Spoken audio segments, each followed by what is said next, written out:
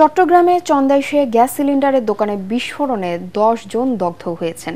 সকাল 8টার দিকে চন্দাইশ থানাধীন বোলতলী ইউনুস মার্কেটে মাহবুবুর রহমানের দোকানে এই বিস্ফোরণের ঘটনা ঘটে। এতে দগ্ধরা হলেন দোকান মালিক মাহবুবুর রহমান, কর্মচারী সৌরভ রহমান, কফিল, রিয়াজ, ইউনুস, আকিব, হারুন, ইদ্রিস, লিটন ও সালে। এদের মধ্যে কয়েকজনের অবস্থা আশঙ্কাজনক। স্থানীয়রা জানান সকালে দোকানটির জন্য গ্যাস সিলিন্ডার নামানো হচ্ছিল। এ সময় এক শ্রমিক সিগারেট খেলে হঠাৎ আগুন ধরে বিস্ফোরিত হয়। পরে ফায়ার সার্ভিস গিয়ে আহতদের উদ্ধার করে চট্টগ্রাম মেডিকেল কলেজ হাসপাতালের বার্ন অ্যান্ড প্লাস্টিক সার্জারি ইউনিটে ভর্তি করে। সব মশার বিরুদ্ধে সুরক্ষা দিতে এলো বসুন্ধরা এক্সট্রিম অ্যারোসল, মশার বিরুদ্ধে এক্সট্রিম সুরক্ষা। দীর্ঘ ৩৫ বছর পর হতে যাওয়া রাজশাহী বিশ্ববিদ্যালয় কেন্দ্রীয় ছাত্র সংসদ রাকসু নির্বাচনে জমে উঠেছে প্রচারণা। শিক্ষার্থীদের হাতে ফিরছে ভোটাধিকার। ক্যাম্পাস জুড়ে বইছে ভোটের আমেজ।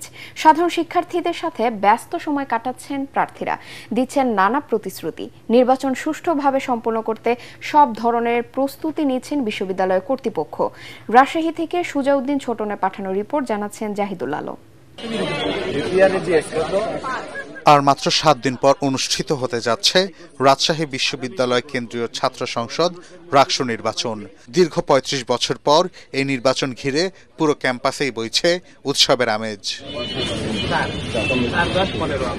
প্রার্থীদের প্রচারণা যত বাড়ছে ততই ব্যস্ত হয়ে উঠেছেন বিশ্ববিদ্যালয় কর্তৃপক্ষ ও রাকসু নির্বাচন কমিশন। নির্বাচনে অংশ নিতে নিবন্ধিত হয়েছেন মোট ২৮,৯০৫ জন ভোটার। এর মধ্যে ১৭,৫৯৬ জন পুরুষ এবং ১১,৪০৯ জন নারী শিক্ষার্থী। ভিপি পদে প্রতিদ্বন্দ্বিতা করবেন ১৮ জন, জিএস পদে ১১ এবং এজিএস পদে ১৬ জন প্রার্থী। ভোট গ্রহণের জন্য থাকছে ১৭টি কেন্দ্রে ৯৯০টি বুথ। এবারের নির্বাচনে জাতীয়তাবাদী ছাত্রদল সমর্থিত ঐক্যবদ্ধ নতুন প্রজন্ম, ইসলামী ছাত্র শিবির সমর্থিত সম্মিলিত শিক্ষার্থী জোট, সালাউদ্দিন আম্মামের নেতৃত্বে আধিপত্য বিরোধী ঐক্য, একমাত্র নারী ভিপি প্রার্থী তাসিন খানের সার্বজনীন শিক্ষার্থী সংসদ এবং ইসলামী ছাত্র আন্দোলনের সচেতন শিক্ষার্থী সংসদ সহ মোট ১১টি প্যানেল প্রতিদ্বন্দ্বিতা করছে। গণসংযোগও চলছে জোরে সোরে। ভোট নিয়ে দারুণ উচ্ছ্বসিত শিক্ষার্থীরাও। আমরা চাই একটা শিক্ষার্থী বান্ধব রাকসু, যারা শিক্ষার্থীদের অধিকার নিয়ে কথা বলবে, শিক্ষার্থীদের বিভিন্ন সমস্যার সমাধান করার চেষ্টা করবে।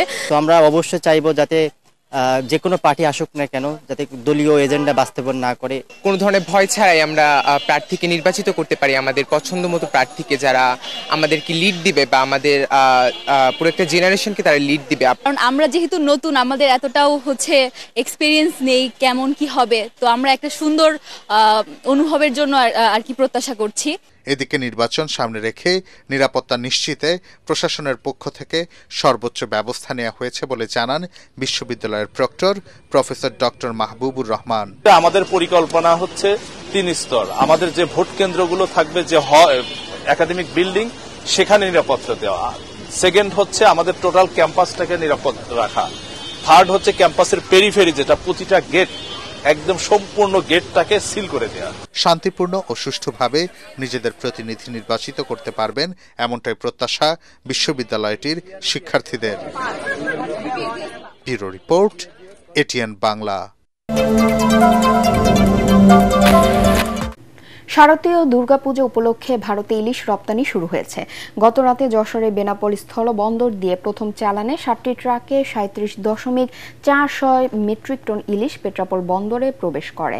কলকাতার 5টি প্রতিষ্ঠান এই ইলিশ আমদানি করছে। বাংলাদেশ সরকার এবছর দুর্গাপূজা উপলক্ষে মোট 1200 মেট্রিক টন ইলিশ রপ্তানির অনুমতি দিয়েছে 37টি প্রতিষ্ঠানকে।